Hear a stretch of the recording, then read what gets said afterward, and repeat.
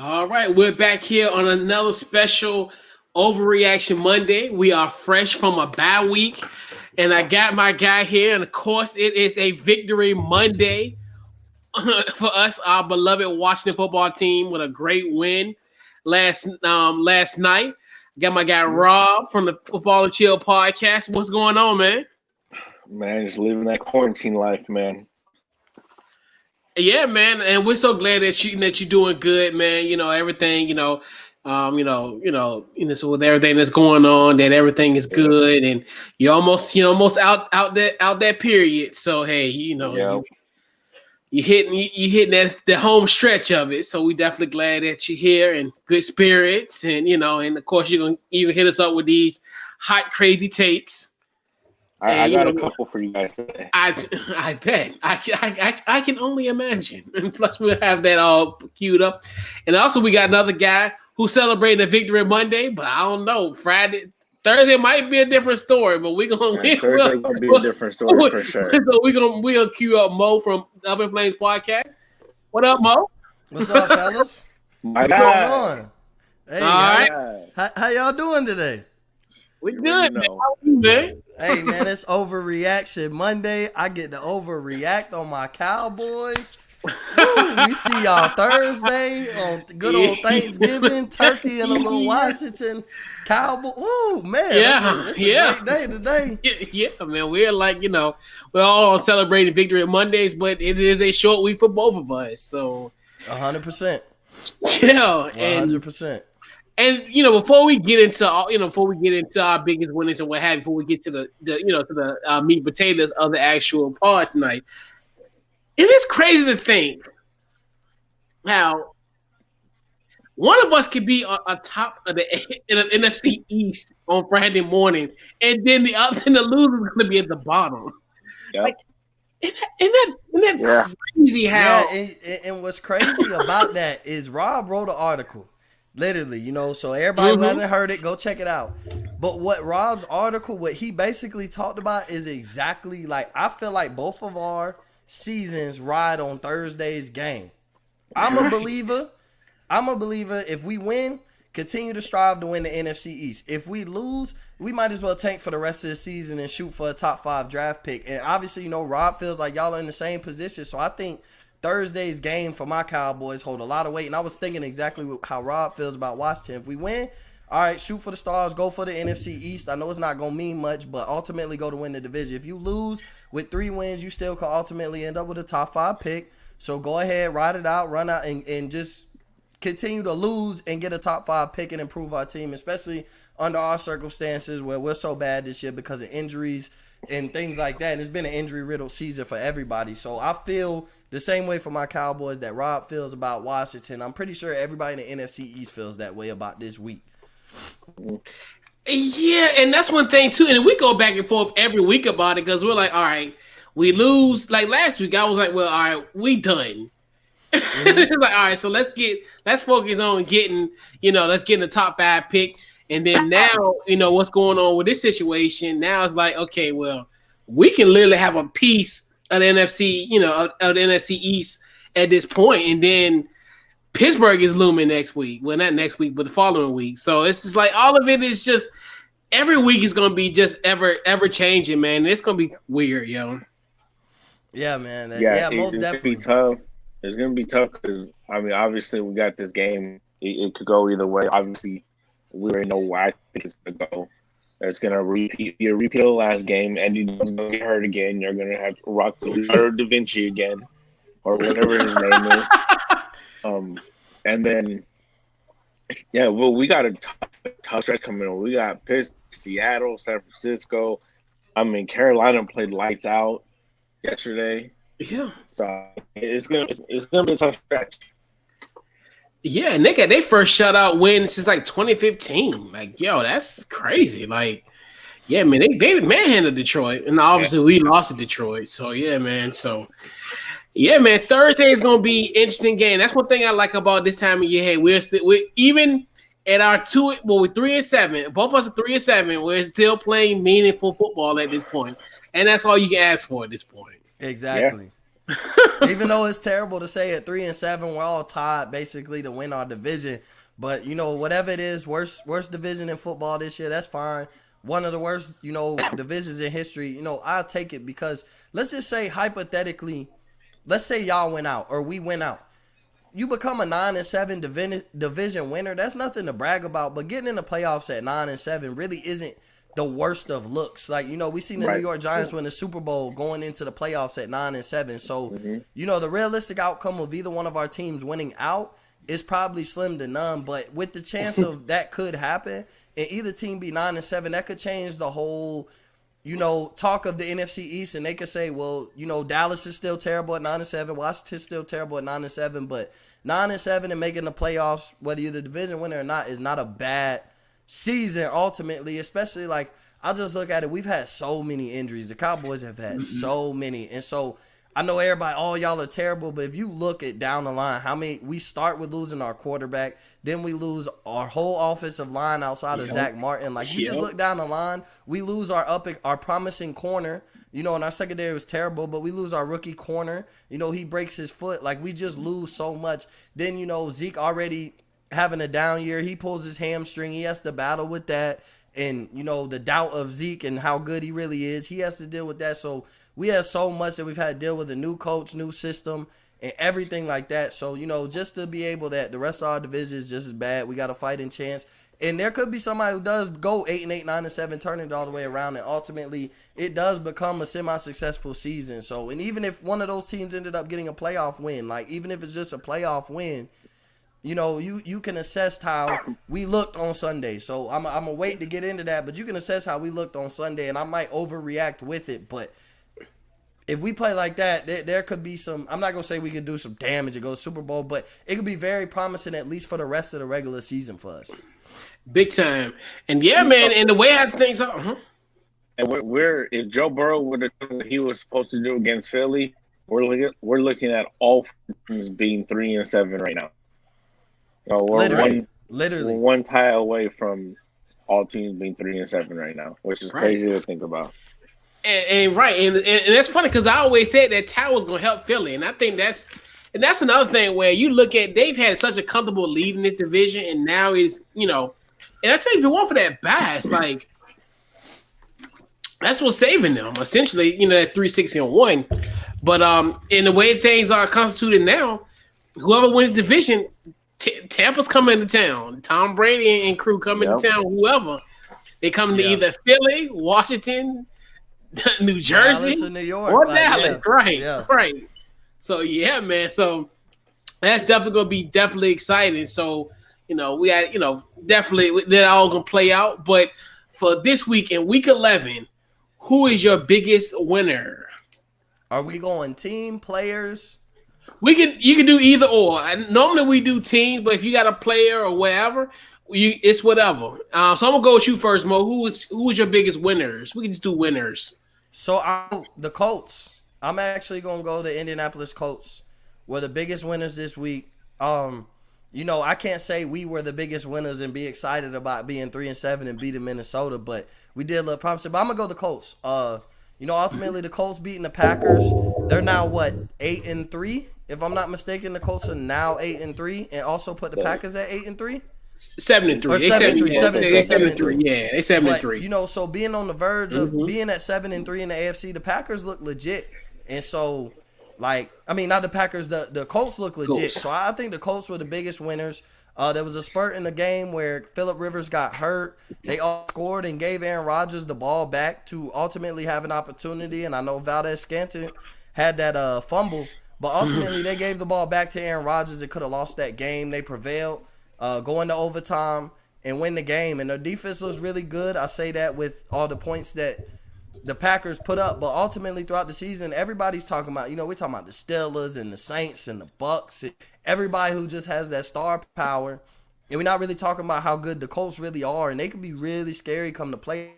For them to pull another victory against another quality team back-to-back, the last win was against Baltimore, if I'm not mistaken. Yeah. So, to have back-to-back wins against Baltimore or Green Bay, it looks real good for the Colts. So, for me, my biggest winner was the Colts as far as going as a team. I'm going to have to go with the Indianapolis Colts. Okay. Rob, your biggest winner this week. I just want to speak on something real quick. The moment talking about with the Colts, they got bailed out because I was watching the end of that game, and the Colts had a chance to run the clock out, and they had, I think, 6 straight holding penalties in a row that obviously backed them up. They were just running the ball, trying to keep the clock running, trying to force Green Bay to use their timeouts. But with all those holding penalties, they caused Green Bay to be able to hold on to their timeouts and eventually go down and keep the field goal and tie. But they were definitely bailed out there. But my biggest winner is actually I'm going coach, and I'm going Sean Payton. I think he got bailed out by Taysom Hill. Taysom Hill did not look good. He looked good as a Taysom Hill, but he did not look good as a quarterback. If Taysom Hill would have played like trash and they would have gotten blown out by somebody like Atlanta, it wouldn't have looked good, especially picking starting Hill over somebody like Jameis Winston, who is more of a traditional quarterback, you could say. But my biggest winner is definitely Sean Payton this week, and for everything going right, basically. Yeah. Yeah, and actually, I kind of want to piggyback on Mo's point, where essentially, because both NFC, AFC South teams had great victories, but we look at like the Colts, and it's funny that we were sitting here 2 weeks ago after Baltimore beats them, and we're like, okay, they got a pivotal game on Thursday night against the Titans. They win that game on Thursday night. They come back, and then now they beat Green Bay at home. Now they're 7-3. They're on top of the AFC South. So this is a big one, and that's where you look at it now. Where this is the difference between having a home game and during a wild card, where essentially the Colts would have the fact of home game at this point compared to the Titans. So I mean, it was a big win, and especially versus a team like Green Bay, who essentially that's another one where Green Bay and New Orleans are kind of on a collision course of getting that #1 seed in the NFC. So to me, you look at those like that was a huge pivotal win for them. And then also the Colts. I think the Colts had a great win against the Ravens, where it's another thing where these two teams are kind of like fighting neck and neck as far as in the playoffs at this point, as far as them, even though theoretically now Baltimore is out of the wild card at this point, if the league, if the season ended today, they would be outside looking in. But those are the type of games that you have to win, especially when you're in that type of position, when you're jockeying from that 5 to 7 slot, you need to take care of those wins. And the Titans, they're hanging on to their playoff lives, and it was another great win. They go to Baltimore and beat Baltimore again. So definitely, that's my two biggest winners this week. Yeah. I can't wait to get it biggest loser. Oh, I can't wait to get into this. Get your boy Brandon. All right. Bro. I had seen it. I said, oh, man. Whoa. Right. Hey man, hey, we fresh out the bye week, man. Hey, everything let it fly. Lord, man. Yeah, man. Yeah. Yeah, so fellas, let's get into our biggest loser of the week. I'm gonna go with you first, Cruz. Your biggest loser this week. My biggest loser is the Ravens' playoff chances. Their playoff chances took a huge hit, and like you just said, they're on the outside looking in now. And Lamar Jackson, he can't win big games. Games that mean something, he can't do it. I don't know what it is, if it's just a moment for him, or I have an idea of what it is, but I think their playoff chances are done. They're not making the playoffs this year. They're done.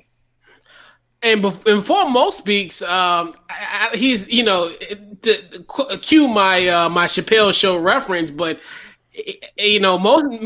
Mo isn't and Paul Mooney, but he could be somewhat of a Negrodamus. He said this 2 weeks ago, essentially like, hey, I think even though despite a win, Yeah, I said Baltimore in Baltimore trouble. did exactly. After a win, I said so. I'm glad Cruz brought that up because I literally said that after a win, and everybody kind of like it wasn't wild, but after they let me explain it, it was like, okay, I get what you're saying, and I was like, it was just the way they looked in a win. I'm like, they didn't look impressive. They didn't play a good team, so I'm not impressed, and I could see them having a downfall. That's exactly what they doing. That's literally exactly what they doing, and Cruz hit it on the head. I'm just mad he went first because now I have to go with my second biggest loser because the Ravens are the biggest loser of the weekend. But yeah, but that's what I'm saying. That's why before you continue, I wanted to let people know that 2 weeks ago when you came on, you said the exact same thing. So this isn't a pie in the sky thing. This is something that you just conjured up today. You said that 2 weeks ago, even though in a win, and we were like, well, they beat the Colts, and we were like, the Colts kind of cheating.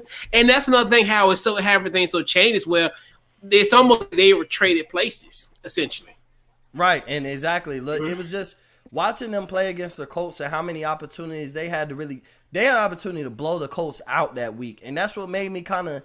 They look so handicapped on offense, and yes, they won. And there's going to be games where Phillip Rivers looks handicapped on offense. So, but for the Ravens to have been so good last year and then look the way they do, their offense is like Lamar Jackson said it at the line of scrimmage. They calling out their plays. They so predictable now.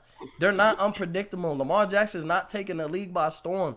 And these guys had a lot more time to prepare when you really think about it. These coaches, now these players didn't have as much time to get back in shape, but these coaches had a lot more time with the quarantine and everything to sit and watch game film and really figure out on how to beat Lamar Jackson and ultimately stop him, because the biggest fear was the Ravens were so good last year and they got better this year in the offseason. Yep. They arguably had the best offseason between the draft and free agency and nailing the trade for Calais Campbell and everything. So you looked at the Ravens and were like, they went 15-1 and they're better this year than last year. But if you can stop that offense and make it not as potent, you can have great defense. You're just going to have a bunch of low scoring games. So Rob definitely right. I definitely had that as my biggest loser. Like that was one, but I did have two of them. So, because I think it's the Dolphins. I think the Dolphins also take a hit. And the reason why, just for this week, I feel like the Dolphins are the biggest loser of this week. And the reason why is they had the potential to go 7-3 this week against the Denver Broncos. They were rolling 3-0 since Tua took over as quarterback. And we could judge how Tua looked game 1 and game 4. Very similar, except game 1 he got saved by his defense. Fourth game he didn't. But it wasn't about how great Tua was with them being 3-0 and everything. It was just how great they were playing as a team. They were hitting from all cylinders. Game 1 was Tua's first game, and the defense steps up. Special team steps up. Game 2 and 3, Tua looks really good. He looks like he's getting into his mojo. Whether he's the best rookie quarterback is another argument. I don't think so, because Herbert took me by storm, and obviously Joe Burrow, Cruz's guy Joe Burrow turned out to be as good as advertised, if not better. Then he definitely was better than what I thought he would be his rookie year. So, but the Dolphins were rolling, and they had a potential to go in and play Denver and go 7-3 in a Bills off season, or in a Bills bye week. In a Bills bye week, they had a chance to go 7-3 and really look. There was a possibility where the Dolphins really had a chance of winning this division. I think that hurts now because you had left yourself room to lose to the Bills and still win this division. Now you don't. It's going to ride a lot on you need some help, and you could miss the playoffs if you don't continue rolling. You lose to the Broncos. The Broncos look bad. Everybody's hopeful of who, Drew Lock was a dark horse MVP in Vegas odds and everything like that. Drew Lock was supposed to be that guy. The Broncos are bad. They ran all over that Miami defense. Drew Lock didn't play the greatest, but they ran all over that Miami defense, and Tua looked helpless. That offensive line looked helpless. He got sacked 6 times. He got hit 10 times. They benched him to spare him the punishment he was taking, especially the same day that we just seen a rookie quarterback who been taking a punishment all year, ultimately in this season, in the same day. So they did end up benching him. Let Fitzpatrick, and I don't think it had anything to do with they're going to evaluate who's going to be their starting quarterback going forward. I just think with him being sacked 6 times and being 10 knockdowns on top of that, I definitely think that, that had a factor, and we're not going to continue. We're not going to win this game. We're not going to continue. We don't look like we're going to win this game. We're not going to continue to let them get the beating. So I think You know, Cruz took it with 1, I think the Ravens, but 2 is the Dolphins because they had a chance to be 7-3. Now they're 6-4, and they're gonna need to beat the Bills and still need some help to win their division. Absolutely, I agree with you guys, fellas. Before I get into mine, definitely a huge shout out to our guy, Showtime season. Jameis Winston, the biggest loser. Poor Jameis, man. I don't think so. What you I mean? think it looks bad because remember what I said. Taysom Hill did not look good as a quarterback. Yeah, He did not look good. He had no passing touchdowns. He had the 1 rushing touchdown. He was used more of, and it's weird that Sean Payton didn't have any design runs for him. I thought that was very weird. But you put Taysom Hill up against a competent defense. You think he's doing that? You think he's winning? No, he's not. So yeah. I get the mindset where he's coming from. That James Winston in his perfect world, Taysom Hill would have looked like trash, and they would have everybody on ESPN and Fox Sports 1 today would have been saying, "Oh, Sean Payton should have started James Winston. He's a true quarterback." But wait till Taysom Hill goes up against somebody with a competent defense. Now, given Sean Payton may be able, and I think he can come up with a game plan to hide Taysom Hill's weaknesses in the past game. But I wouldn't say he's the biggest loser so far. We still got time. And I hope he gets in because that's one thing too. We were talking about him last week on Couch Coach Live where we were like, well, essentially this is a great opportunity for him to kind of almost have a Teddy Bridgewater type of effect where. So as far as 4-5-0, and that's what we were hoping too. Because to me, we love the shot that he took a chance on himself and went to New Orleans and got paid pennies on a dollar, where he could have went somewhere like a Pittsburgh and got paid a lot more. Other places where he could have got paid more, where it was deals on the table for him in certain spots. So yeah, I looked at that. I thought that was gonna be perfect. But as far as going to the loser, and it's funny, Mo. It's weird. It's like we got telepathy. I looked at the Dolphins too, where I looked at this was an opportunity to make the AFC East a two-way race. Where because you think about it, Buffalo's on the bye. Yeah, you get so you get the 7-3, and now you're kind of almost now in that log jam in the wild card where you got Las Vegas, you got now even the Cleveland Browns are invading are back in that. So you look at you're fighting with those teams and then also with the Titans. So this is that was kind of a head scratching loss, especially when you got a team like Denver. Where as far as I can understand, if you had a team maybe like if you lost like the Cleveland, Las Vegas, or teams that kind of are in you as far as like seeding wise, not seeding wise, as far as record wise, like if you beat a team that's right around your same record, but this is supposed to be a team that you're supposed to be better than, at this point. So, we still have to understand. We still have to remember that Tua is still a rookie quarterback. He was only playing in his 4th game, and Brian Flores. Say what you want about the way Brian Flores handled it. You're in a close game against a weak team. Maybe a quarterback switch is something that was going to spark your team, because clearly Tua wasn't getting it done for whatever reason. I don't know if it was his comments he made last week about saying, "Oh, this shit's too easy," because I don't agree with him saying something like, "Oh, this is a lot easier than I thought it was gonna be," because the biggest complaint is from college quarterbacks going to the NFL is, "Oh, the game's so much faster than I thought it was, so much more faster than it is in college," that for him to come out and say, "Oh, this is so much easier than I thought it would be," I'm sure Denver's defense heard that. Denver's defense heard that and was like, "Okay, bet." So, So say what you want about the way Brian Flores handled it. I think at that point, what was the worst that could happen? You're still losing either way. You lead to it, and the results probably still going to be the same. Do a quarterback switch, see if that helps get that spark. It didn't. Oh well, move on to next week. Yeah, and I think it's more so. I think with the Miami, I think just the expectation has been heightened now, because it's almost in a sense where they made leaps and bounds from their 5-11, team from last year that we thought was gonna be 0-16. So Yeah. I look at it where, and I, like Showtime season was saying essentially, yeah, you're right. Going to Denver is a tough place to play. I get that, but still, I look at that too. But I think the biggest losers got to be the Minnesota Vikings, and no offense, Mo, but I look at this type of situation.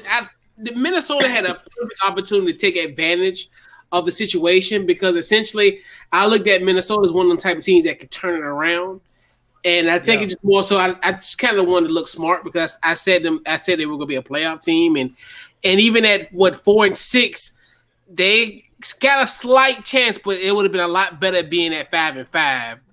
Going into the end of November. So I look at that. That was another opportunity that they should have took advantage of, especially when you're in that spot where you're trying to have these aspirations. I mean, they, as far as they went to Chicago last week, they took care of business on Monday Night Football, and you figured, hey, you got a home game this week. You're taking advantage of a Cowboys team that isn't at full strength, and that's to me, it's a make of a playoff team where you had to take advantage of type of opportunities, and they didn't. So to me, I look at the Vikings now. It's like, I mean, hey, they're gonna probably be another team that's gonna be looking on the outside looking in. Yeah, and I agree with you because I witnessed it with my own team 2 years ago, and so when people were saying that the Vikings could turn it around, they had a lot of similarities to us 2 years ago, where they got to rolling, winning some big games. That's kind of what Dallas was 3-5 2 years ago and finished 10-6. Had made the trade for Amari Cooper, shook it up a little bit, got to rolling, going to the playoffs, beat Seattle in the first round, but it was they just got to rolling. I seen Minnesota kind of do the same thing. You seen Kirk Cousins play a little bit better. Dalvin Cook is playing like an MVP, and he still played great yesterday. Their defense was making key stop. Like, they were doing things as a team where they could win games. Roster-wise, you look at Minnesota on paper, their defense isn't really that good, but you look at the talent and the players they have on paper, they are a really talented team. Adam Thielen is a top 5 wide receiver, maybe 5 to 7 wide receiver. He can play with the best of them. He's a mismatch nightmare the same way anybody else is a mismatch nightmare. Justin Jefferson is a really good rookie wide receiver. Like I said, Dalvin Cook is an MVP type with Madison coming in as RB2.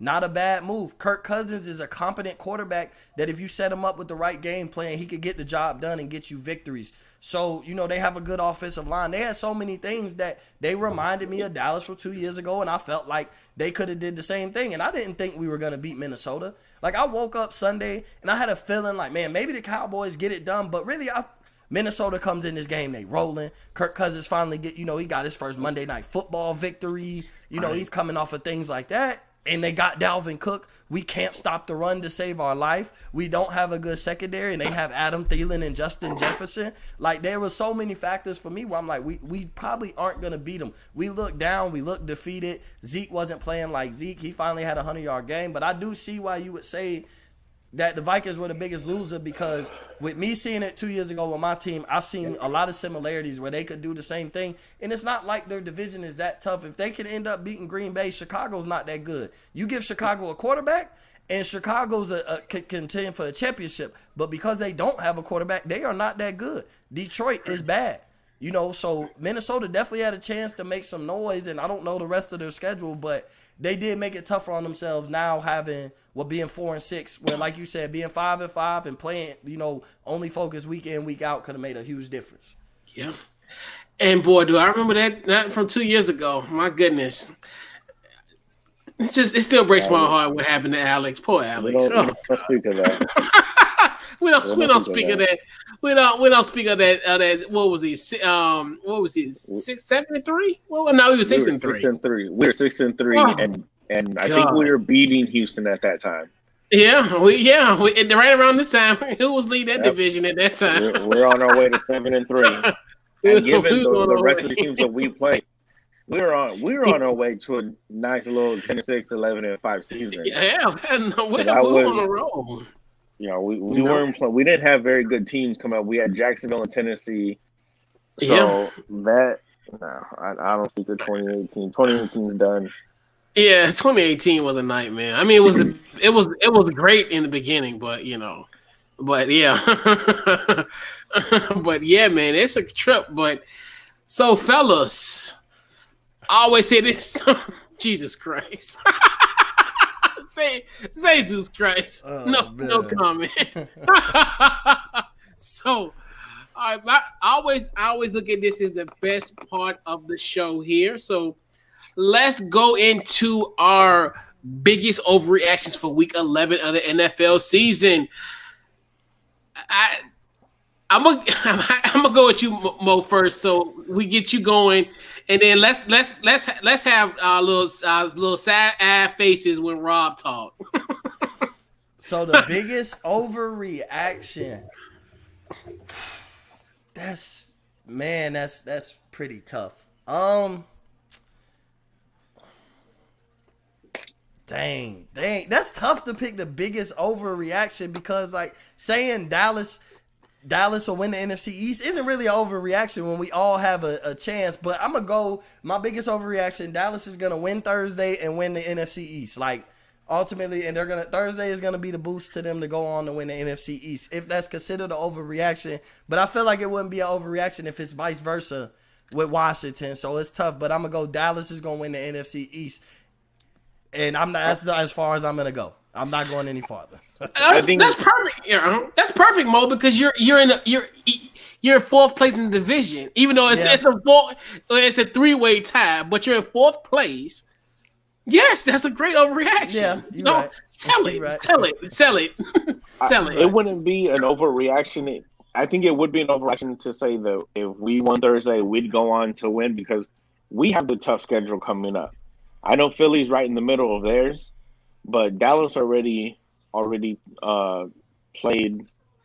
Yeah, we got through our little gauntlet. Who we got left is I think Baltimore. We have the second easiest schedule left in the NFL, the whole NFL, where we're like Philly, New York, and I think Washington. Y'all in like the top 3 and like toughest, like top 5 or something in toughest schedule because of what we played early, and now it's looking even tougher. Y'all, Cleveland and all them other teams that we was losing to, now that y'all got that on the back end where we ended up getting it on the front end.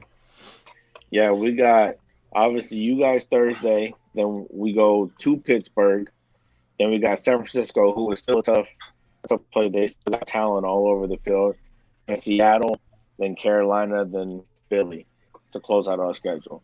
So that Week 17 game against Philly, that could be for the division, depending on what happens on Thursday. So Rob, let's put that in perspective. So we're talking about now November 23rd. So could that be a Sunday night football flex game?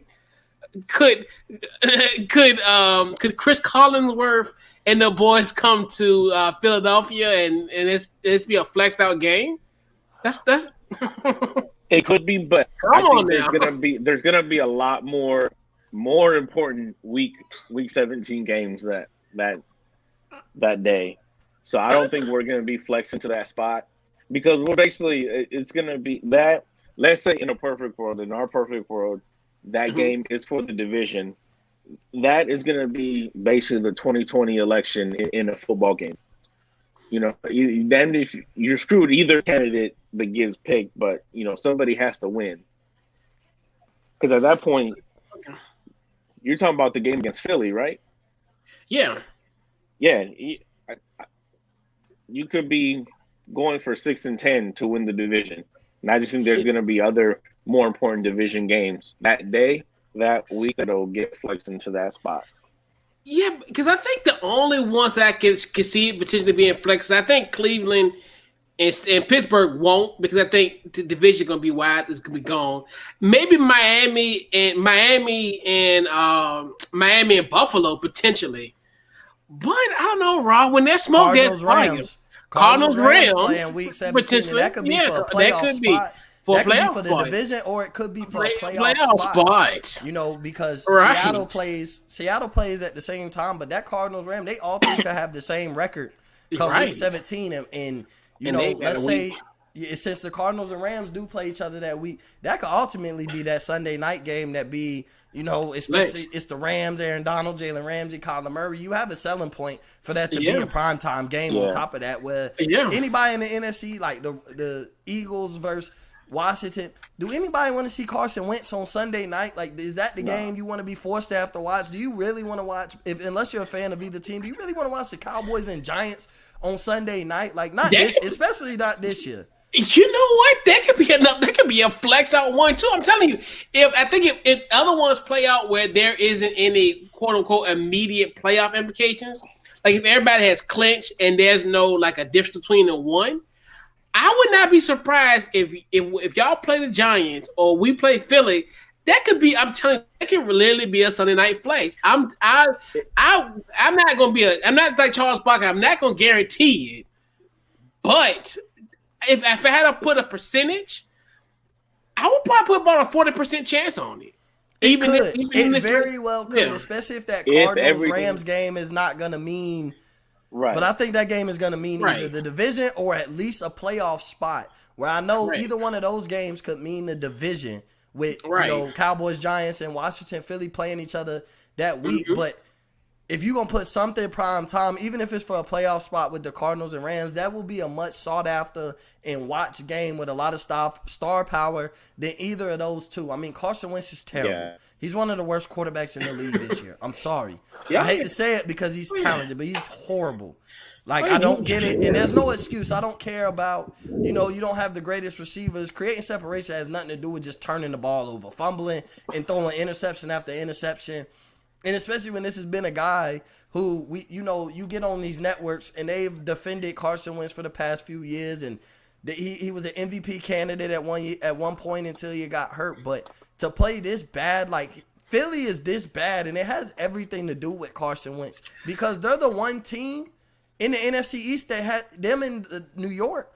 They're the two teams. They haven't had quarterback problems. There hasn't been a struggle over there. It's been Carson Wentz. It's been Daniel Jones. Dallas lost Dak Prescott. Dallas lost Andy Dalton. Then they decide between Ben DiNucci and Garrett Gilbert. Those have been starters for 2 games where they've had Carson Wentz all year. Carson Wentz, once Dak went out, Carson Wentz was the best quarterback in the NFC East. So there's no excuse for Philly to be just as bad as us with having the best quarterback in your division. And especially once, so they've been the team where you guys had the Dwayne Haskins, Alex Smith dilemma and things like that. So there's been excuses where we haven't had consistent quarterback play.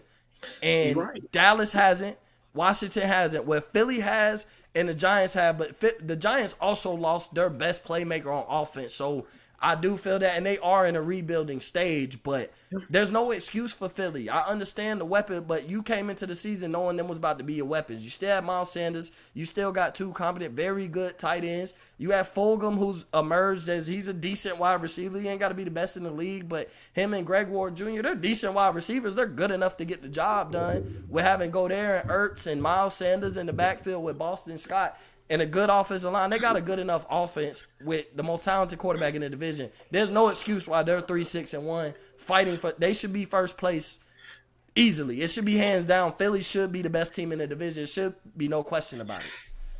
And it should be insurmountable. And it was so funny. Once upon a time, it was like 2 weeks ago, I think we said this on the show because remember they had a 72% chance of winning the division. No, they had a 79% chance of winning the division. And Pittsburgh, at that time, they were 8-0 or 9-0. They had a 72% chance. So the Philadelphia Eagles had a better chance of winning their division with a below 500 record. And like you said, when we played them first game of the season, our current starting quarterback was in street clothes. He was our third-string quarterback. Now he's our starter.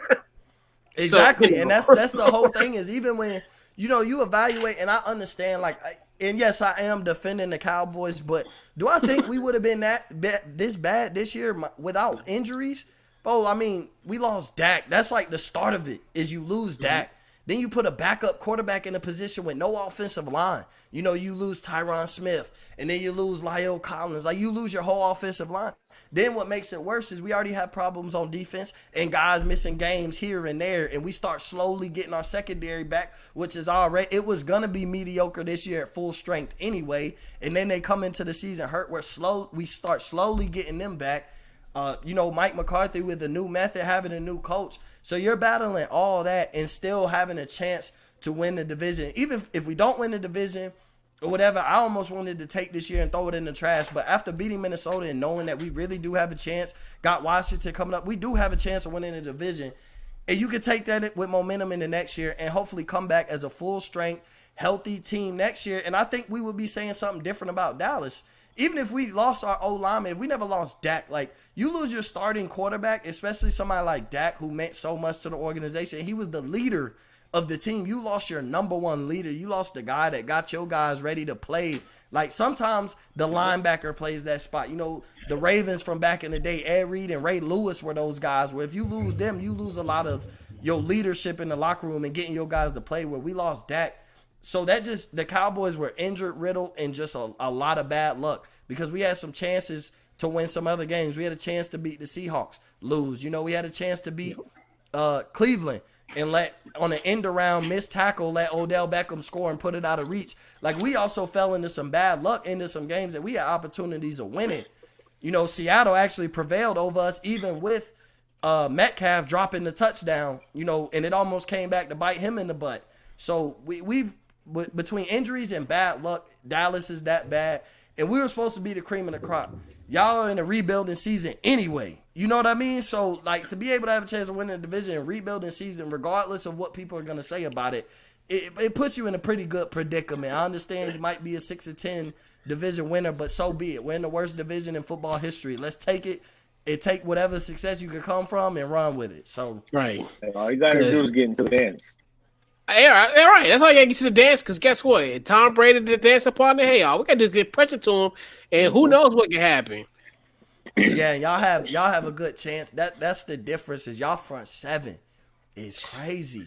And so, like, y'all have the strength of putting pressure on the quarterback. Y'all front seven is nice, bro. I'm sorry.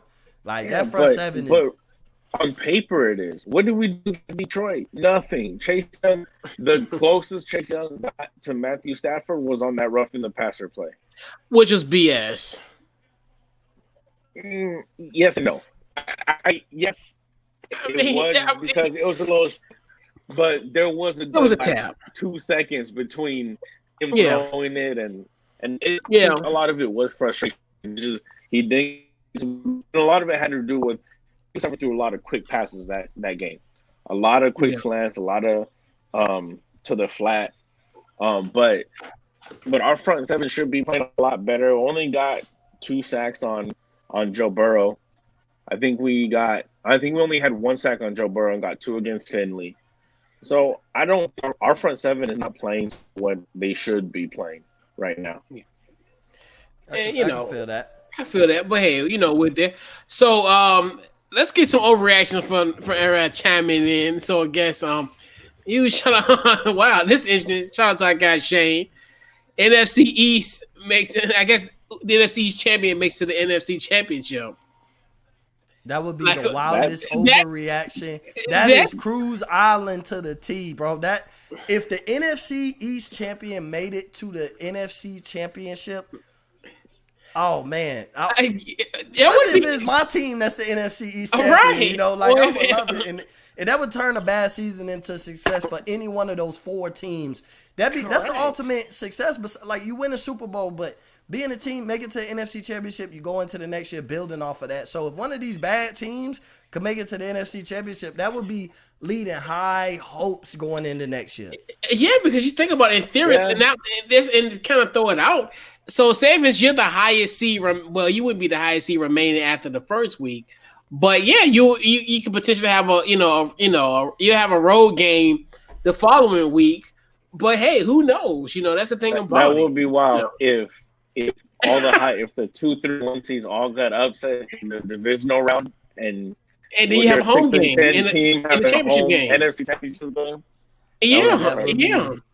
Because if you get a road win, and then the lower seed loses, the lower seed wins the divisional round. Yeah, you might potentially, if a 6 or a 7 seed advances to the championship, guess what? You have a home playoff game once again. Yeah, that's true. Who knows? I mean, hey, that'll definitely be interesting though. Another one, Julio Jones is coming to NOLA. That would be unfair. That would be an embarrassing. He needs to go somewhere. His talent. Yeah, Julio need to go to. I want to see Julio somewhere other than Atlanta. Yeah, but I think if once they get a new, I want to see what they do as far as getting a new coach, new general manager, and how they look at that team going forward. Because but Julio's 30, 31. He don't have time to be worried about a rebuild and a start over and a rookie quarterback. And he's too talented. He's too talented not to be sitting here on a good team. You know who we watched this with? And people really, not everybody, but people do forget how great he was as a receiver. And, you know, he is in the top 5 of receivers of all time. Take away numbers, it's just Calvin Johnson. People really forget how great Calvin Johnson was because he was in Detroit for so long. And we wanted to see Megatron somewhere else. So, you know, that Julio's starting to go that route. Even though they played in the Super Bowl, more often than not, the Falcons were bad with Julio. Like, they failed him, in my opinion. But you talk about Calvin Johnson, but he's kind of more has potential to have a career like a Larry Fitzgerald. When you think about it too, where then I think it just depends. I want to see who they're gonna hire as far as their head coach, because they might get a coach that can kind of turn this team around. Because I still think this team has talent. It's just I just don't think they could go as far as Dan Quinn could take them. So it just depends on who they get. Now, if it's like you said, if it smells like a rebuild, then get rid of them. But you know, who's to say they might get? You know, if they can get somebody like an Eric Bieniemy, who can maybe work with the pieces that he got with Matt Ryan and those guys, potentially. It just depends on who they get and who's their general manager. If they want to win now, or they want to do like a complete rebuild like they did in Carolina and just get rid of everybody. You know, it just depends who the coach will hire. Or if they get like one of these retread coaches, you know, it just depends. But yeah, and he might be like a Larry Fitzgerald more so than Calvin Johnson. Because, you know, Fitzgerald's career was wasted too. Yeah.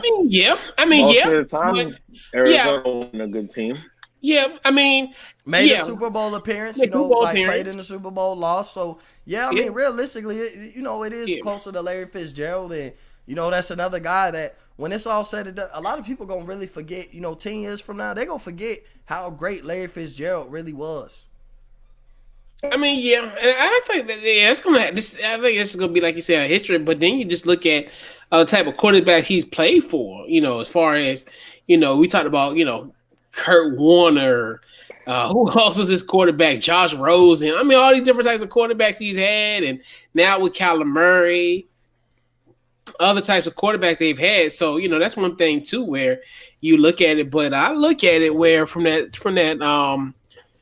standpoint. But other ones, let's see, Danny Dimes in the NFC title game. Just picture that. Hey, against his boy Brady. Oh boy, who are you rooting for in that one, Chris?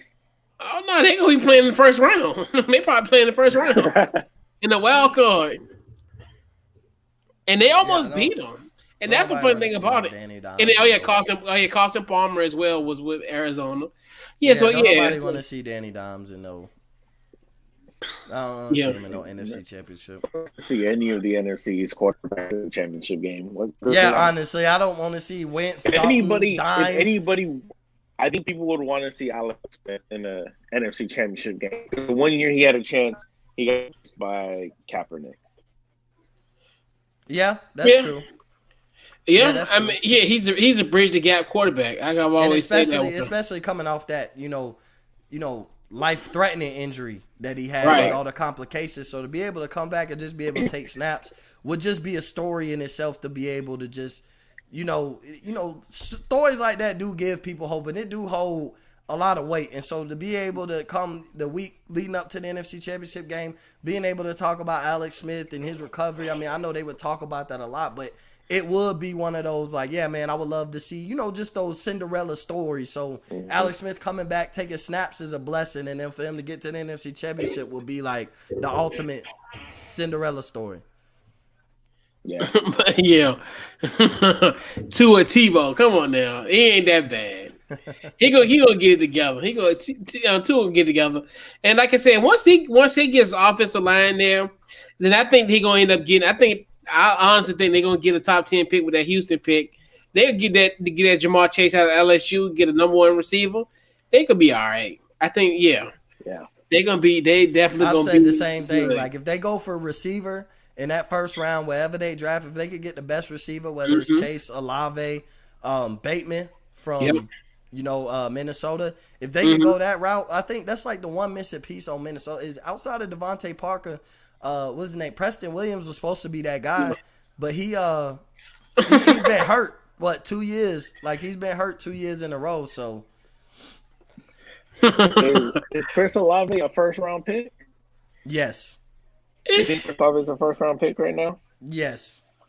Because as of right now, the Dolphins have the 8th pick. The what? Houston. The 8th pick. Houston. But they have multiple first round picks. I may not take them at I'm number 8. saying, You mean they said 8 if Chase falls. I may Yeah, not take him at 8, but I would take him in the first. He's definitely Chris Olave. Definitely a first round pick. I'm talking about taking Jamar Chase at that spot. I take Jamar Chase at 8. yeah. If he falls you at 8, you take him.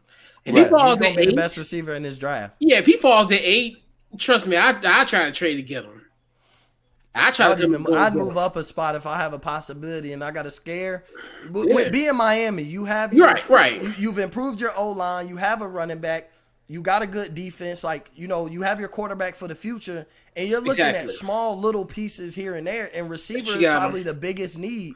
So I would even think like I'd make that move if I had to move up a spot to get him because I think receiver is their biggest need. Outside of Devontae Parker, they don't have that many playmakers. So, to keep a guy like that better, or to keep a guy like Tua productive and remain on the path to be be your franchise quarterback, you always got to surround him with weapons. So, what's to add to Devontae Parker with adding Terrace Marshall, Jamar Chase, Chris Olave, Rashard Bateman? Like, I think those guys are probably the first-round wide receivers that you see, and even Devontae Smith from Alabama. Like I think those will be the receivers that you end up seeing coming out of the first round. Kind of like last year. It was a real receiver heavy draft last year, and I think it's the same this year. I think there's a lot of talent coming at that wide receiver spot where you could see 5, 6, or 7 wide receivers being taken in that first round. Because those guys, especially those names in particular, guys are that good. They will make a difference on somebody else's team, and as long as they all go to the right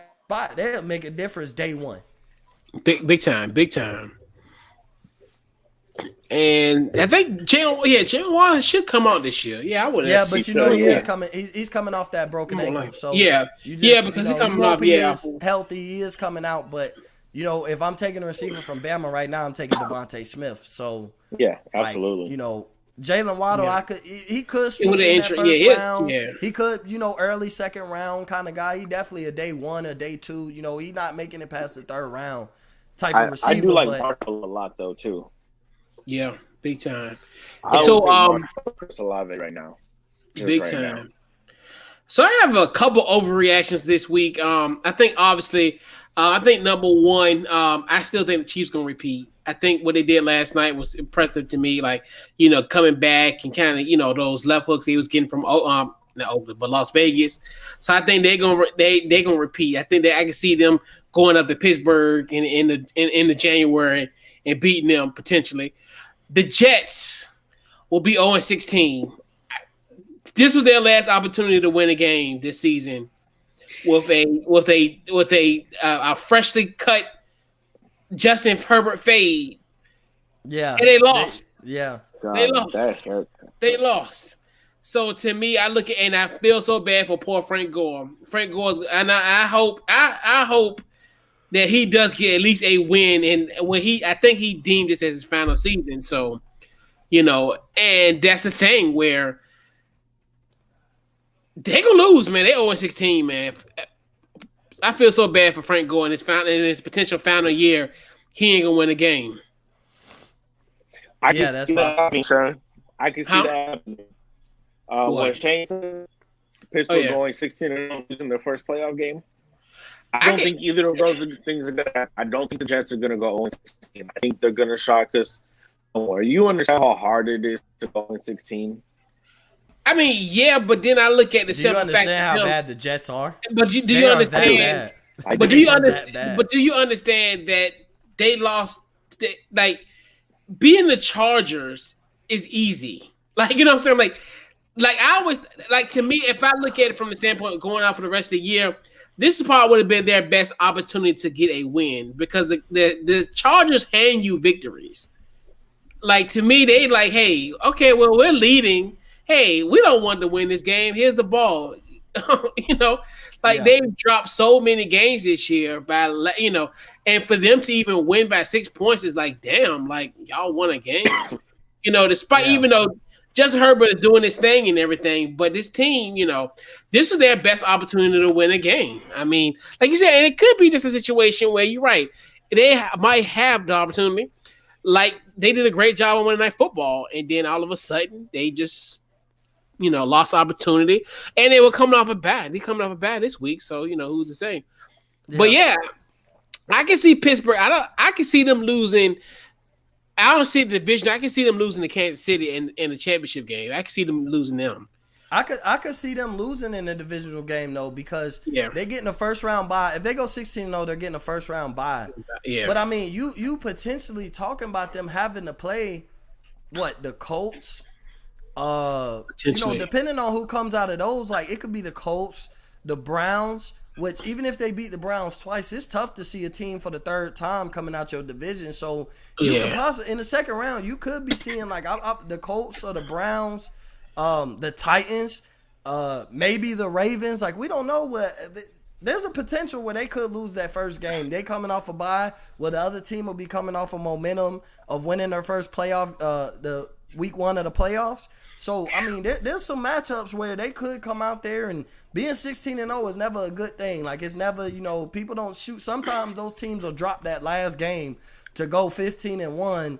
And ultimately get that taste of losing just because it might be a jinx to be undefeated and try and win the Super Bowl. So, but I can see there's a lot of teams that can play with Pittsburgh. I know they're undefeated, but they've skated by in a few games too. Like Tennessee, they skated by against Tennessee. So I can see Tennessee turning back around and hey, we lost the first time. It's never easy beating a team twice. And if you do end up seeing Cleveland or Baltimore, it's never easy beating a team 3 times. So right.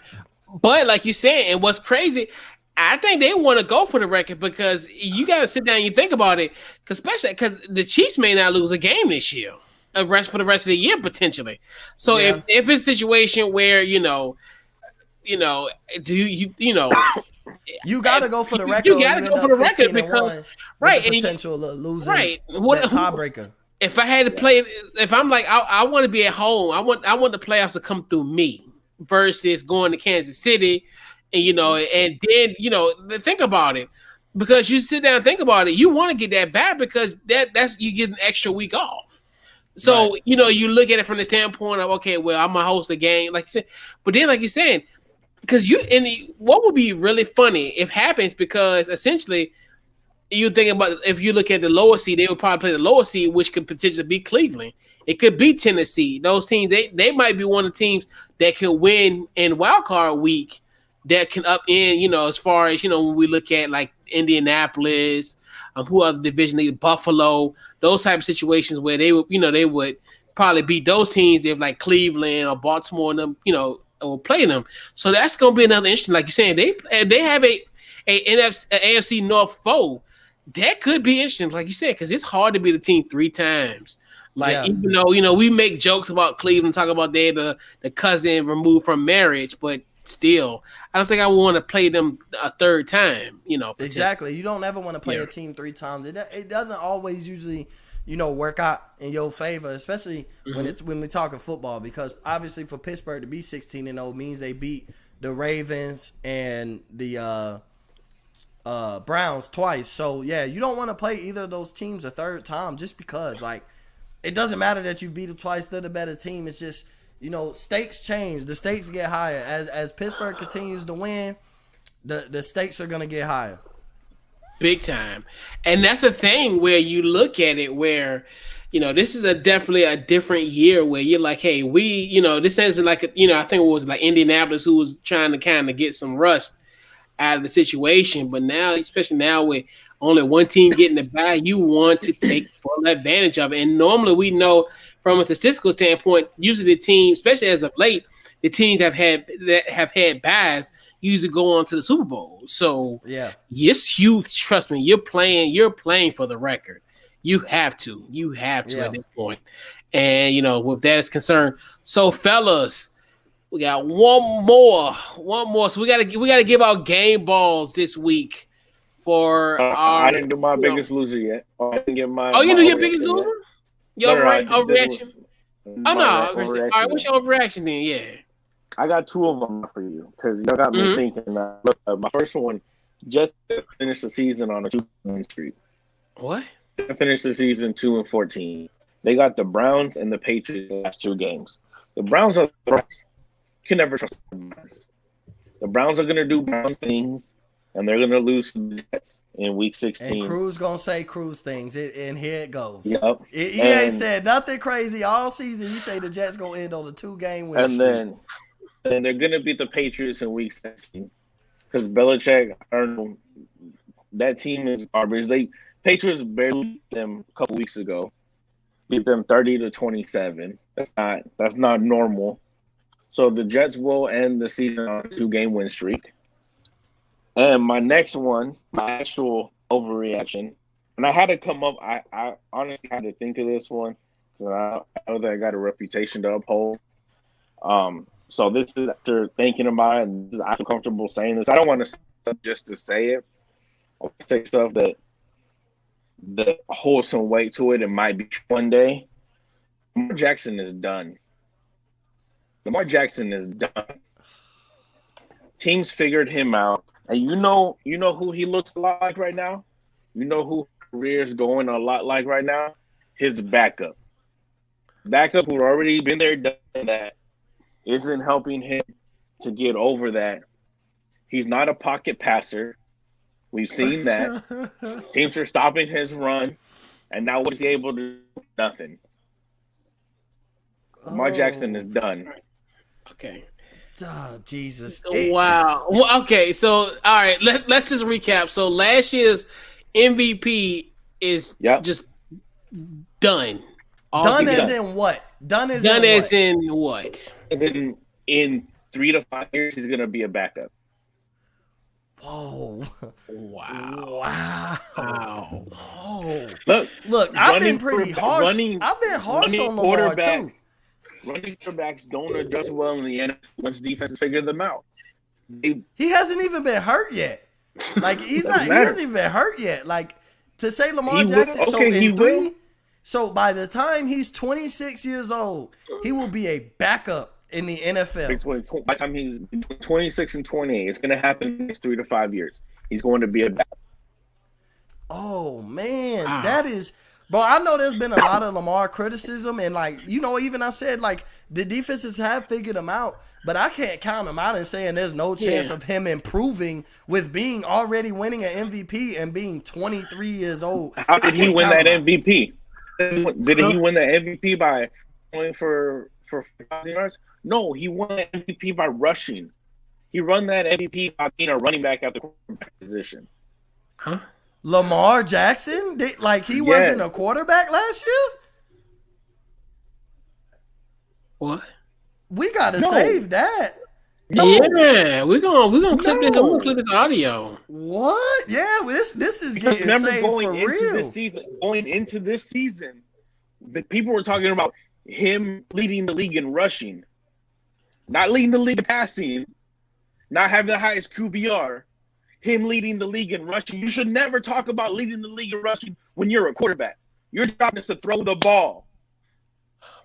Your main focus should not be, let me go and break every running back record there is in the books. You're not a running back. You're a quarterback. He's not transitioning well. So hold on, though. So MVP in the MVP last year, the quarterback threw for 3,100 yards, 36 touchdowns, 6 interceptions. The running back The Taysom Hill, 3,100 yards. He threw for 36 touchdowns. He only threw 6 picks. That's to say like he wasn't a good quarterback last year. He was a good quarterback last year. Like he didn't win it from being a runner. He threw for 36 touchdowns. Passing 36 touchdowns. Only threw 6 picks. He threw for 3,100 yards. And since he can run, oh God! And now you to convince these other folks that Lamar. That's what. Hey, just him. It's just Shane. It's just Shane. No, because Steven was over there riding with him too, talking about history. But no, he's going against his defense because if he was historically accurate, meaning that he was historically accurate. I thought he was saying. No. Only people in America is Shane and Rob. They're the only two on earth that's gonna co-sign this. The fact that somebody has him, bro, because I could see if you'll be like Lamar Jackson. If you would have said Lamar Jackson will never win an MVP, I'd be like, okay, I can rock with that. But to say in 3 to 5, so in that window, by the time Lamar Jackson is 28, he will be washed goods. Jesus, no. My fault, Steven, because I thought you were saying that Rob was historically accurate. So that's on me. You was talking about Lamar Jackson's accuracy. So, okay, that's my... But to say in 3 years, so by the time he's 26 to 28 years old, him being a backup basically means he's going to be considered washed and will not deserve a starting spot. You know what, Cruz? Because you do have he wasn't deserving of a starting spot. So, But I'm saying there's 2 things. The NFL is changing, but they're not completely changed yet. There's 2 things the NFL does not like: running quarterbacks and black quarterbacks. Now, again, it's changing, but there's 2 things the NFL does not like: running quarterbacks and black quarterbacks. Bro, like 4 to 5 of your 10 best quarterbacks are black now. And it's changed.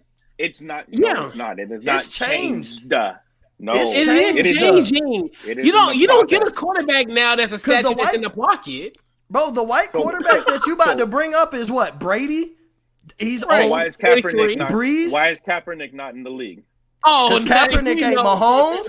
Kaepernick ain't Russell Wilson. Kaepernick he ain't Lamar Jackson. He ain't Lamar Jackson. He ain't Deshaun Watson. Okay, so you're naming the top 5 quarterbacks in the league. No. Gardner Minshew is still in the league. Mitchell Trubisky still has a job. Nick Foles has a job.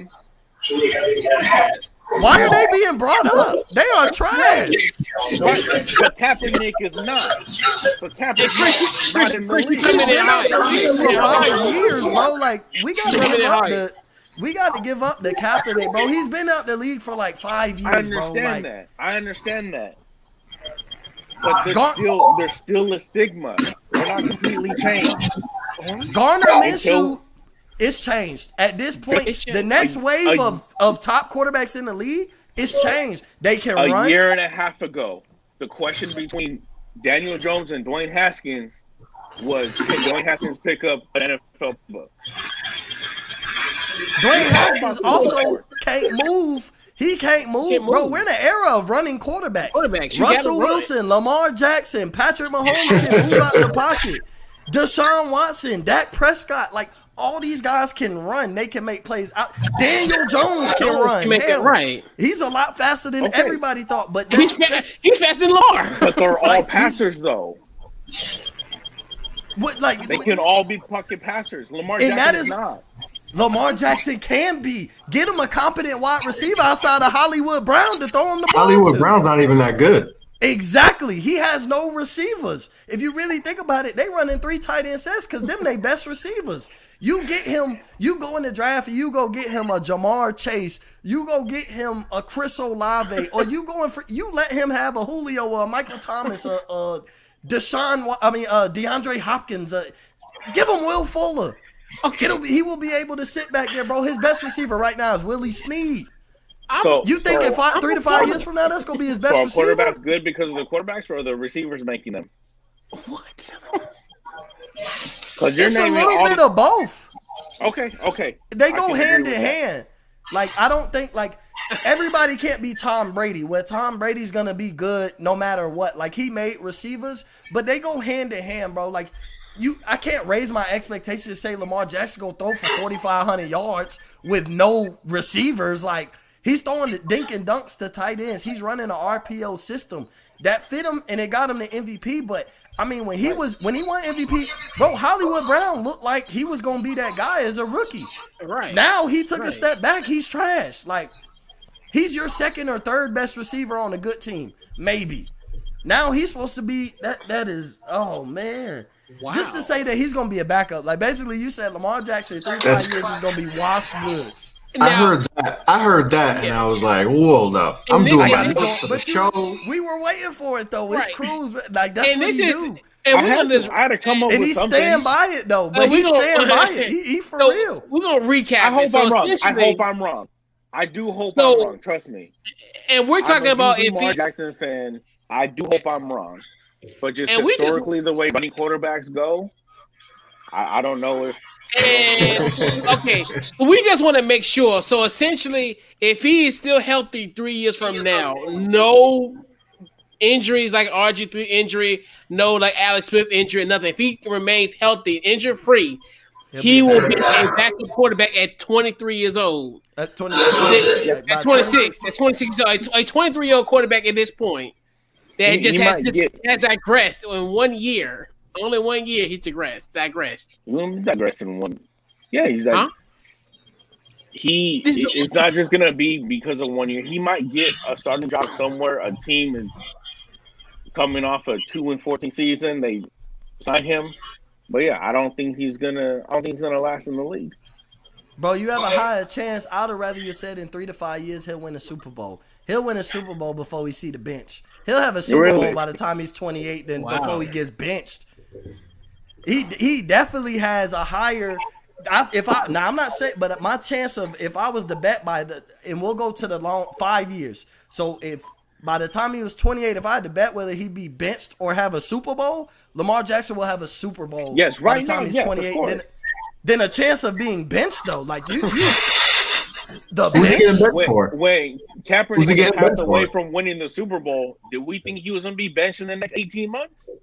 Kaepernick was trash.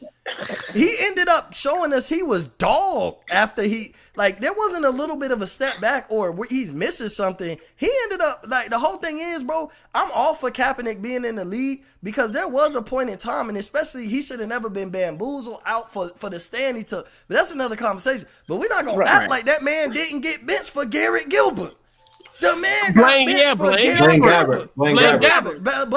But at that time, he got benched for Blaine Gabbert. At that time.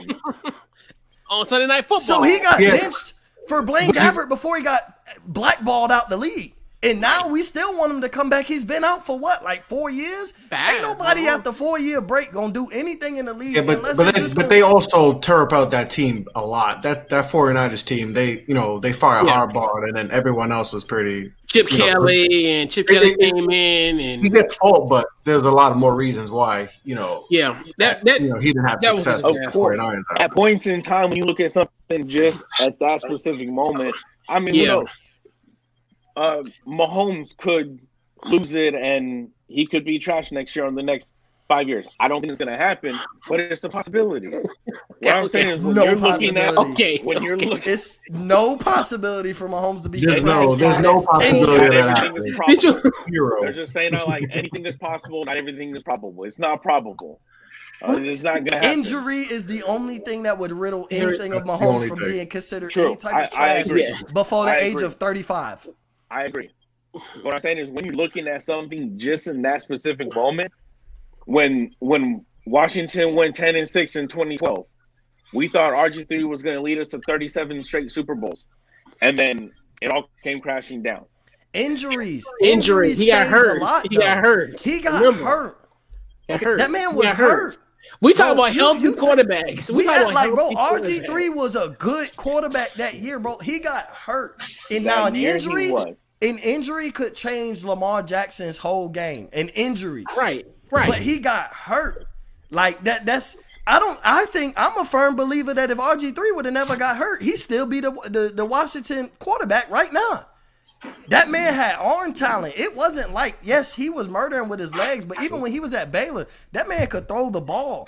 Lamar Jackson can throw the ball, bro. He is deadly accurate. They just need to change up their offense again. They did it to make him very comfortable. Okay, cool. He could develop in the. He's only 23 with an MVP under his belt already. I can't say that an MVP before 23 is going to be basically a one-hit wonder. Because for him to digress to not be a starting quarterback within the next 3 to 5 years, that means he's a one-hit wonder. Even coming off of, yes, he hasn't played that great this year, but they run the ball way more than throw, where that wasn't the case last year. They was throwing the ball a lot. They trusted Lamar Jackson. He has some success. And he is a deadly accurate guy. Accuracy is all about ball placement to your receivers. You just got to put some more receivers around him. You had a breakout year from Hollywood Brown. He took a step back. He's kind of borderline trash. Like, he's probably your third best receiver on a Super Bowl winning team. You run 3 tight end sets. One of your tight ends get hurt. He goes through a lot where I can't count this year and just say Lamar Jackson is done. Or not. You didn't say he's done, but that in 3 to 5 years, my prediction will be that he'd be on somebody's bench. Whether it's the Ravens bench or somebody else's bench. You said in 3 to 5 years, he's going to be Mitchell Trubisky. I can't rock with that. That was definitely and overreaction.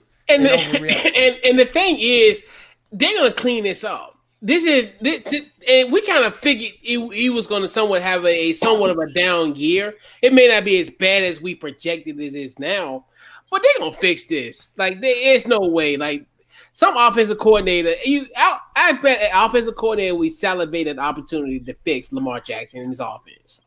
There'd be so many offensive coordinators salivating to have Lamar Jackson. Correct. Just to have him there. He really is that good. And he's not Mahomes or Rodgers or he's a different type of talent.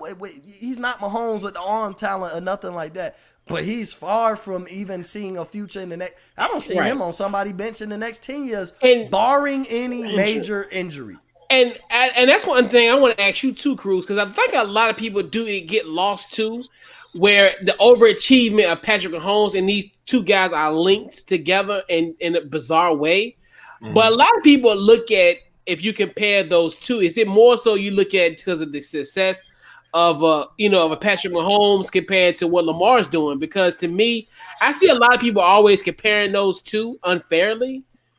But is it just comparison? Because to me, I think and that's what and that's my thing is But they always are gonna be because they both won MVP. Mahomes is the best quarterback in the league, but they're around the same age, and they're gonna come up. It's that Brady Manning. Now, granted, you could have compared them, but I'm saying they're gonna come up with that. People are gonna want to see the Ravens Chiefs, that Brady Manning type. They're trying to develop that kind of rivalry, that kind of excitement to those two. So unfortunately, they're two different type of quarterbacks, but I think they're always gonna. Mahomes would live in Lamar Jackson's shadow, or Lamar Jackson always gonna be linked to each other for the rest of their careers, just because. And it's a compliment on they're that good. And that's why I was MVPs, wondering. They're that good. And that's why I was wondering, where that come from? Like, as far as because are we gonna compare the two? Why you think that he's going to be essentially a backup quarterback in 3 years? Because I see too many similarities between him and RG3 right now. RG3, yes, he got hurt. That's it though. He got hurt. He wasn't a passer though. It was his knees though, the thing is, he tore his ACL. He had a leg injury, not an arm injury. And RG3 was more of a pocket passer than Lamar ever was, and it's the injuries. It's like injuries can ruin. It was the injuries and then our front office. Now it's a little bit more continuity in Baltimore, and RG3 had a much better receiving core than Lamar Jackson does right now. We had Deshaun Jackson, Pierre Garçon. Jordan Reed. Yeah, Lamar Jackson has a better coach. I mean, true, but he got a better team. But if you, that's what I'm saying. I don't know because. But also, RG3 was kind of overrated coming out of college because he played in a spread system where he had a bunch of first-round picks at wide receiver. So he played. He had a great rookie season, but then we kind of saw his flaws. When you play in a spread offense, especially at Baylor, packed in the Big 12, And, it's those quarterbacks tend to be overrated. Of all the names I said, Steven just Kyler Murray. Like, this is the future of the league right here. Russell Wilson is going to be the league. This is the league right now. He's a part of the future, but he's a part of the future.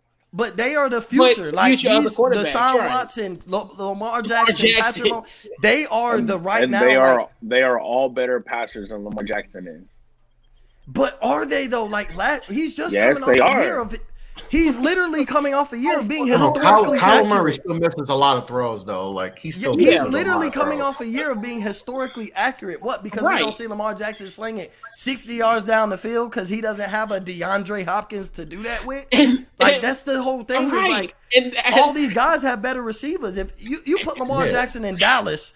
And you tell me Dallas don't look like a Super Bowl team with Amari Cooper, CeeDee Lamb, and Michael Gallup. Like you give some of these teams that you put them in Kansas City. But Kansas City still wins the Super Bowl. Aren't they supposed to be that with Dak? But that's the thing. They are though. Like you take away Dak, you look at the numbers we was putting. We're not.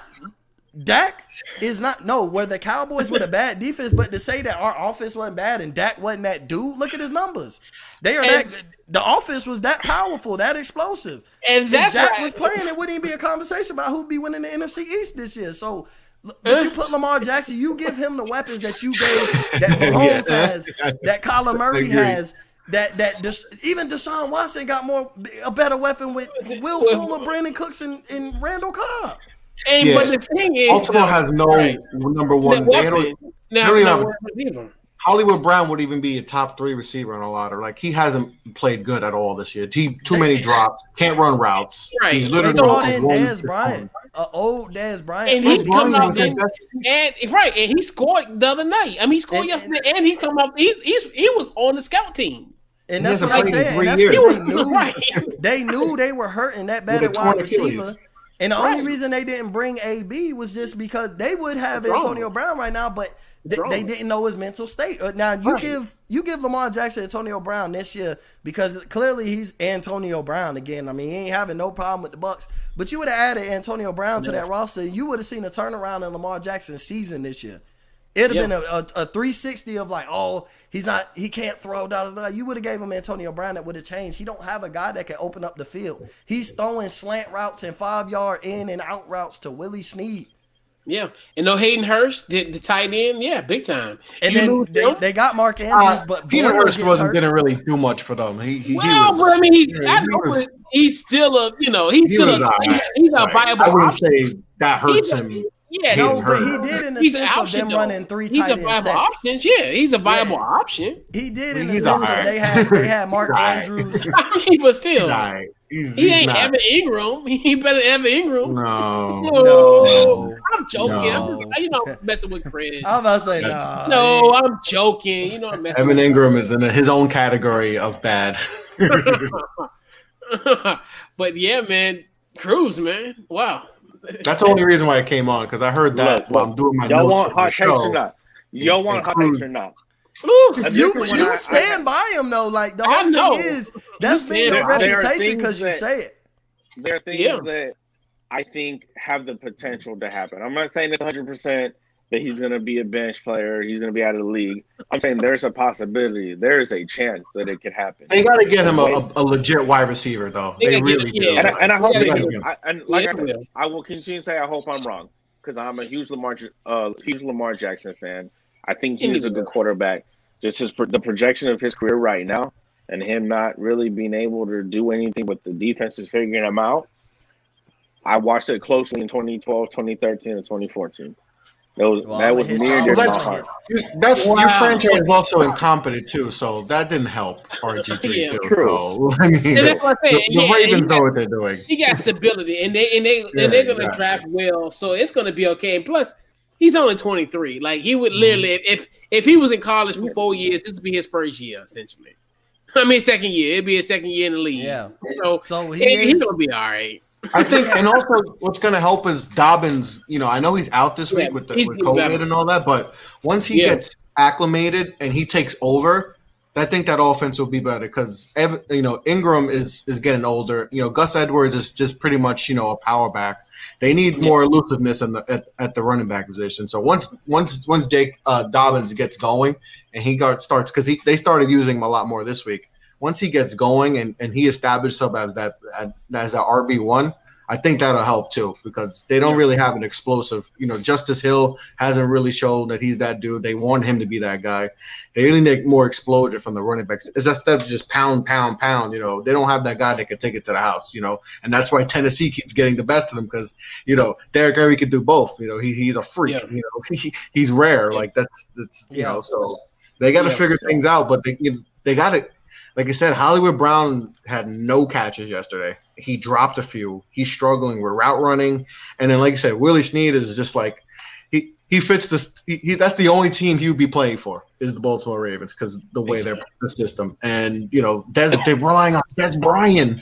Right. Des Bryant hasn't played in 3 years, and he just came off a torn Achilles last year. That's their best receiver option. That's their best weapons right now. Like, that's not good.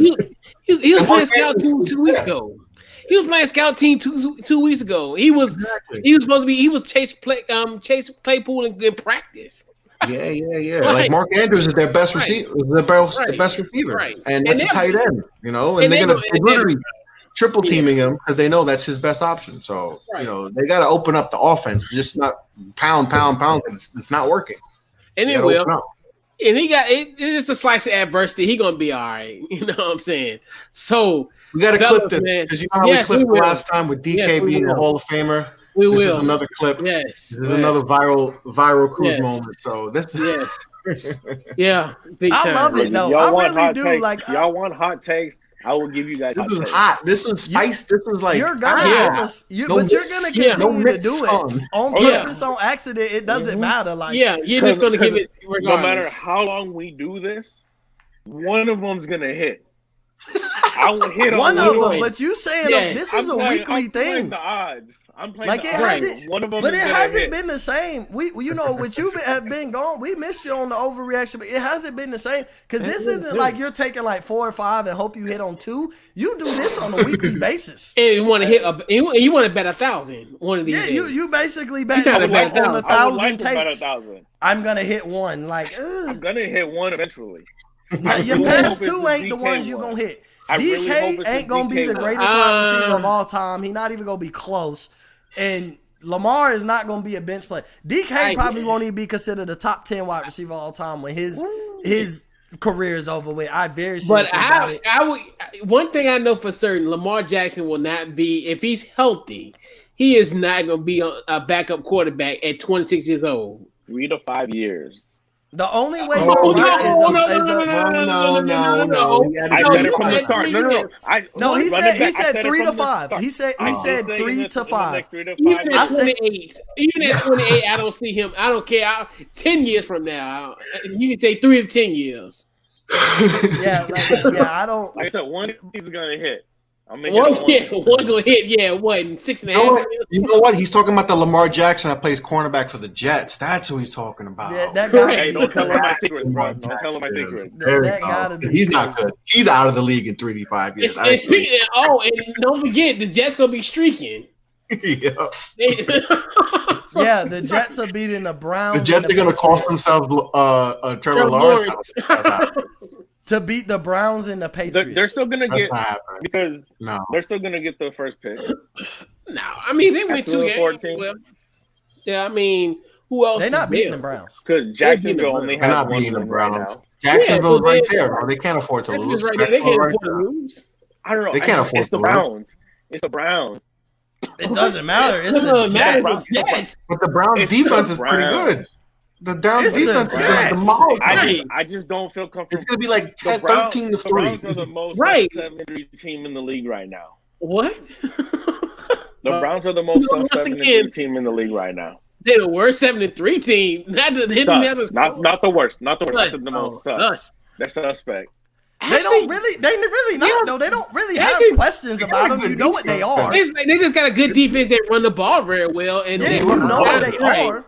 They could lose in the first round. I wouldn't be surprised. You know what the Browns are. They pound the ball. They play defense, and they throw off of that. So Cleveland, I don't think they're suspect. We know their formula to winning. They run the ball. They have 2 horses at running back, and they play really defense. Good running backs. They got a good offensive line.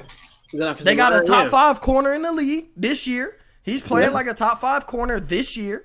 I ain't saying he's the best because and they had the right Jalen Ramsey back in action, being the best corner in the league. But Denzel Ward is a top 5 corner in the league this season. He's been playing like one. You know, they have Greedy Williams. They have the other cat from LSU. So they got, you know, they got Myles Garrett. Well, he's hurt. He's been hurt. He has been one of the best. One of the best pass rushers in the league, and Myles Garrett. Like, you know what they are. They're gonna play defense, and they're gonna Nick Chubb and Kareem hunt you down. Vernon had 3 sacks yesterday. He didn't do that for the Giants, but So you know what the Browns are. Like, now I think they tried to force Baker to be this guy that's gonna sling it down the field. He sucks. To Odell and to Jarvis, and he might be a backup quarterback in 3 to 5 years. Yeah, now he'll be a backup in about 100. He's not good. Days. He's not good. He had a couple games. Cleveland's another team like Chicago. I solely believe they'd have a chance of winning the championship. He's not. They made such a horrible decision taking him number 1. Like, he doesn't fit the cold weather. Can you see Cleveland trading up to 1 or 2 to get? No. Giving up. They need a strong arm quarterback. You need a strong arm quarterback playing in that division. Like, I don't get why Baker Mayfield was the pick. I'll never understand that. I thought it was going to be Josh Allen. I thought they were going to take him. If they had Josh Allen or Sam Darnold, they would be a lot better. I even think if they had Sam Darnold, they would be a lot better. I mean, we can say whatever we want about Sam Darnold, bro. His best receiver is Jamison Crowder. I'm sorry. That can't be your best receiver and your expectation for me watch as him MVP. out. I'm just saying, like, Crowder's good. No. Crowder's really good. That can't be my best receiver, and you're expecting MVP from me. Yeah, but that's the Jets, though. You know what? The only person whose best receiver can be a slot receiver or a tight end is Tom Brady. Huh? Patrick Mahomes. Patrick Mahomes. Okay. Yeah. Aaron Rodgers. Lamar Jackson. But Aaron Rodgers too, bro, because he was throwing to a bunch of nobodies all them games. Devontae Adams be right, and he still be winning games. So I think Aaron Rodgers and he belong in that same category of, bro, you can put whoever you want in front of him. He's so talented. But I think Mahomes and Brady's proved with his tight end being the best player that he can win a Super Bowl. But Brady can win a Super Bowl with us that playing receiver. So Brady's the GOAT. So I mean, you know, we definitely. But Rodgers, I think, could do it. I think Mahomes, like, yes, is he benefiting from his talent, but I think especially now with him being seasoned, I think you could put Mahomes by anywhere and he's gonna be effective. I ain't saying he's going to play with anyone. Yeah, I'm not. Russell Wilson, another one, just because. You're right, absolutely right. Now that DK has emerged and Tyler Lockett is really good, it's like, okay, he finally has some weapons. But ultimately, bro, he has been having like what he had Doug Baldwin and Golden Tate, and those were 2 slot receivers, like. And they were playing out of position, really, but those were 2 slot receivers at the time. But Russell could definitely make something out of nothing. I mean, look at how good he's playing with a bad defense this year. Exactly. Like, it's all on the shoulder of what Russell Wilson could do with Tyler Lockett, Metcalf, especially having Carlos Hyde and Chris Carson being hurt all year throughout the year. So he's been losing his running back. So it's been on the shoulders of Russell Wilson. So he definitely could do it. I know he has weapons, but Russ could do it with just about anybody too. He's that special. So fellas, man, let's put a lid on this hot stove, fellas. You know, so man, great show once again, fellas. Man, we're gonna go around the horn. Plug. I'm gonna go with you first, Mo. Yep, you know, y'all seen me on here before, Mo. Up in Flames Pod everywhere you can. Definitely check out the network. Offtheballnetwork.com. You know, we got the press sitting right there, and 2 big time contributors outside of me with Chris and Rob. So definitely check it out. Rob got a new article up. Chris got a new episode out, you know, with Max or Mark. What, I don't remember his name, but Max. There you go. My fault. But everybody got new content out, so check us out. And then Up in Flames Podcast, you can get it wherever. Follow me on Twitter, Up in Flames Pod. Follow me on Instagram, Up in Flames Pod, or follow me on Twitter and Instagram, my personal account, Mo_cheese15. So Yeah, I appreciate, I love getting with y'all to do Overreaction Monday and everything, especially since I got back with Cruz and got to hear his hot takes live. So it was definitely an enjoy, bro. And Chris, thanks for having me on. Yes, indeed.